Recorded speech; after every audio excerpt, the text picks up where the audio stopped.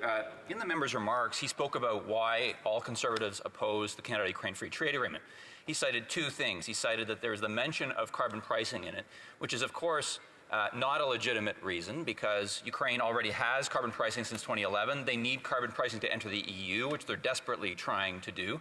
And the agreement doesn't even force Ukraine to do anything on carbon pricing. So that is not a reason to oppose the agreement. We already know that. The other reason he said is because the government is somehow imposing this language about carbon pricing on Ukraine or imposing something on Ukraine that they don't want. President Zelensky signed this agreement. He came to Canada to do that. He's asked all parliamentarians to vote for it. The Ukrainian ambassador has asked all parliamentarians to vote for it. The Ukrainian Canadian Congress has asked all parliamentarians to vote for it. We had Ukrainian MPs visit Canada and ask all parliamentarians to vote for it. So the Conservatives seem to believe that they know better what Ukrainians want than the Ukrainians themselves. My question to the member is why is the Conservative Party and Vladimir Putin the only people out there who seem to think that they know better what Ukrainians want or need than Ukrainians themselves? Hear, hear.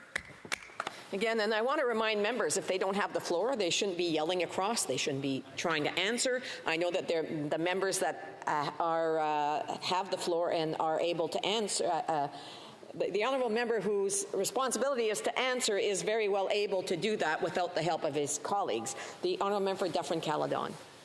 Thank you, Madam Speaker. The logical gymnastics that member just had to do is something that could probably have gotten a gold medal at a gymnastics competition at the Olympics. So President Zelensky actually asked them to not send the gas turbine. Did this member stand up against his government and say it shouldn't happen? No, he did not.